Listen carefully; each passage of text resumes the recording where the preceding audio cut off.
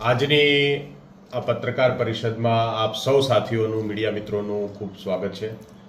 જેમ કે ગુજરાતની અંદર સ્થાનિક સ્વરાજની ચૂંટણીઓ લગભગ હમણાં ટૂંક સમયમાં જાહેર થવા જઈ રહી છે અને આજે ખુશી સાથે આમ આદમી પાર્ટીએ પણ પોતાની 445 જેટલા ઉમેદવારોની પહેલી યાદી આજે જ્યારે જાહેર કરી છે ત્યારે આનંદની વાત છે કે એક નવી પાર્ટી, નાની પાર્ટી આમ આદમી પાર્ટી સતત ગુજરાતમાં લોકોનો અવાજ બની રહી છે, લોકોના મુદ્દાઓ પર લડી રહી છે। ત્યારે આ સ્થાનિક સ્વરાજની ચૂંટણીમાં આમ આદમી પાર્ટી એકલા હાથે ગુજરાતમાં પ્રથમવાર કોઈ એક નાની પાર્ટી, નવી પાર્ટી ગુજરાતમાં લડી રહી છે।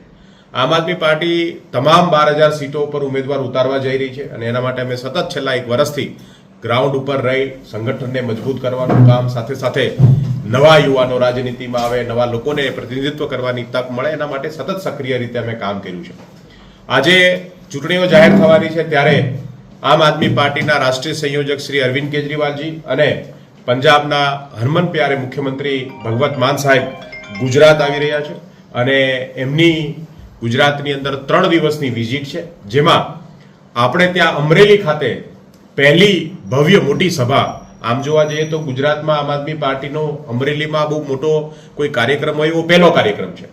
ખૂબ મોટી સંખ્યામાં અમરેલી અને સ્થાનિક આસપાસના વિસ્તારમાંથી લોકો સાથે અમરેલીની અંદર નવા માર્કેટિંગ યાર્ડ પાસે આગામી 25મી તારીખે એટલે કે આવતીકાલે 3 વાગે એક ભવ્ય સભાનું આયોજન કરવામાં આવ્યું છે।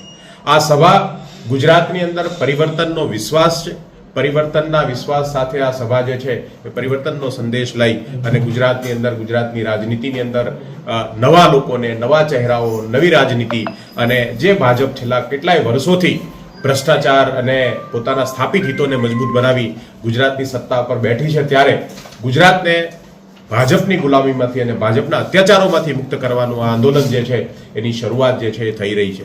અમરેલી ખાતે માન્ય ભગવત માન સાહેબ સાથે કેજરીવાલજી, આમ આદમી પાર્ટીના નેતાઓ અચ્યુતાનભાઈ ગઢવી, ગોપાલ ઇટાલિયા અને તમામ પ્રદેશ નેતૃત્વ જે છે ઉપસ્થિત રહેવાનું છે અને આમ આદમી પાર્ટીના તમામ સમર્થકો અને કાર્યકર્તાઓ જે છે એ સમગ્ર અમરેલી જિલ્લા, આસપાસના જિલ્લાઓમાંથી ઉપસ્થિત રહેવાના છે।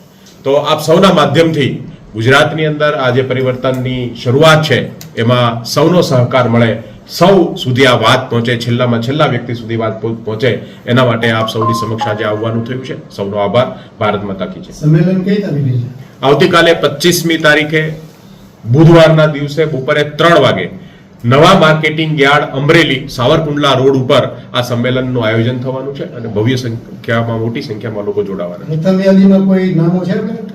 અમે અમરેલી જિલ્લાને, અમરેલી લોકસભાને જ બાકાત રાખી છે, કેમ કે અહીંયા ઘણી બધી પોટેન્શિયલ અને ઘણા બધા એક જ સીટો ઉપર બહુ બધા નામો છે કે જેના માટે અમારે પણ એની થોડી ડિટેલમાં સ્ક્રુટિની કરવી જરૂરી છે અને એના માટે હું છેલ્લા 4 દિવસથી અમરેલીમાં છું। અનેક ઉમેદવારોને તાલુકા લેવલ ઉપર, જિલ્લા લેવલ ઉપર મળ્યો છું અને બીજી જ્યારે યાદી આવશે ત્યારે સમગ્ર અમરેલી જિલ્લાની તમામ જે સીટો છે એને જાહેરાત સાથે કરીશું।